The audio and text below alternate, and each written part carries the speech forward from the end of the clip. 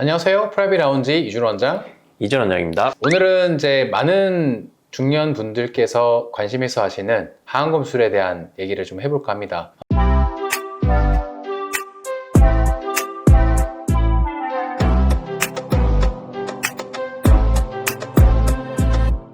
보통 하안검술을 고민하시는 메인 이유는 그 블루캄 때문이죠.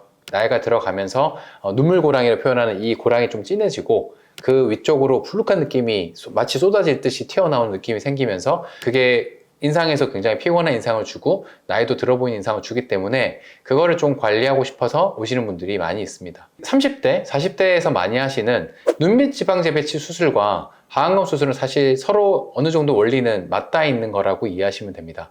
그러니까 눈밑 지방 재배치 같은 경우에는 지방을 둘러싸고 있는 앞쪽에 그 septum이라고 부르는 그 벽이 느슨해지면서 앞쪽으로 살짝 볼록하게 나오는 건데, 나이가 있으신 분과 30, 40대에서의 느낌 차이는 블룩함 정도의 차이가 있겠죠. 그래서 30, 40대 정도에서 피부 탄력도도 좋고 블룩한 느낌이 심하지 않은 경우에서는 저희가 보통 하안검 수술을 권유하기보다는 눈밑 지방 재배치 수술을 권유하는 경우들이 많이 있습니다. 하지만 50대, 60대 이상에서의 분들에서 오시는 분들을 보면 단순히 그 블룩한 느낌만을 해결해서 끝날 수 있는 수준이 아니라 앞쪽에 있는 피부 자체도 늘어지고 거기에 주름이 많이 생겨서 거기를 함께 절제해서 당겨주지 않으면 그 블룩한 느낌이 충분히 해결 안 되는 경우들이 생길 수 있죠. 그러니까 이런 경우에 저희가 눈밑 지방 재배치 대신 하안검 수술을 권유하게 됩니다. 자, 근데 상안검과 하안검의 차이는, 상안검 같은 경우는 쌍꺼풀이 생기기 때문에 이 쌍꺼풀 라인 속에 이제 흉터가 숨기 때문에 눈 떴을 땐 흉터가 좀 보이지가 않죠. 이제 하안검 같은 경우는 뭐 눈을 뜨나 감나 이제 아래쪽에 흉터가 좀 보이기 때문에 이 흉터에 대해서 걱정을 좀 많이 하시는 분들이 있습니다. 아무래도 좀 사람들 대하는데 흉터가 좀 훤히 보이면은 이게 좀 신경 쓰이지 않냐. 자세히 보시면은 요쯤 되면은 뭐 수술 안 하신 분들도 자세히 보면 요 아래쪽에 보면 약간 잔주름식으로 약간 선이 있기 때문에 흉터가 실사 있다 해도 눈에 잘 띄지도 않고 약간 그런 주름처럼 보이기 때문에 실질적으로 눈에 좀 띄지는 않습니다. 물론 하고 나서 얼마 안 지났을 때는 상처가 아직 붉은색이 남아있기 때문에 확연한 색깔이 좀 보일 수는 있지만 여기에 시간 지나면서 결국은 옅어지면서 나중 돼서는 결국 눈에 잘 띄지 않게 되죠. 자, 이제 케이스를 보면서 말씀드리도록 하겠습니다. 자, 첫 케이스 보시겠습니다. 50대 여자분 환자입니다. 수술 전에 이제 아까 설명드렸다시피 눈 밑에 이제 볼록함과 그리고 전반적으로 처진 느낌 그리고 주름들이 좀 보이죠. 그리고 이제 아무래도 눈 밑에 이제 볼록하다 보니까 그림자가 져서 다크서클처럼 보이고 도랑처럼 파진 부분이 너무 명확하게 이제 도드라져 있기 때문에 딱 봐도 무겁고 나이 들어 보이고 피곤해 보이는 그런 인상의 눈매입니다. 그래서 저희가 하안검으로 수술해서 5개월째 경과입니다.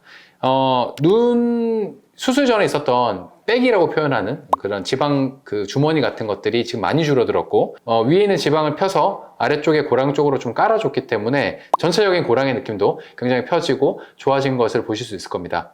그리고 아까 저희가 말씀드렸던 흉터, 그러니까 지금 자세히 보시면 뭐 선이 약간 있어 보이긴 하죠. 그 속눈썹 아래쪽에. 근데 이게 두드러져 보이나요? 그러니까 이 정도 흉터가 남아야 된다고 저희가 생각합니다. 그러니까 이 정도로 그냥 한 5개월 정도 지났을 때는 사람들이 봤을 때 크게 수술했구나를 인지하지 못할 정도의 얇은 선과 같은 정도의 흉터가 남아야 이 수술이 되게 잘 됐구나 라고 제가 평가한다고 생각하시면 되겠습니다.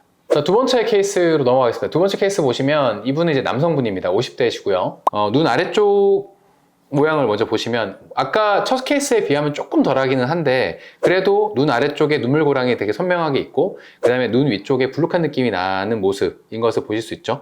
이분도 동일했습니다. 눈밑 지방 재배치를 할 거냐 하안검을 할 거냐를 좀 고민을 했고, 근데 아무래도 장기적인 결과를 보면 아래쪽에 있는 피부도 저희가 일정 부분 펴주는 것이 좋을 거라 생각했기 때문에 하안검으로 진행하기로 하였습니다. 아까 분에 비해서는 조금 이제 경과가 짧은 경과죠. 한 달째 경과입니다. 아래쪽이.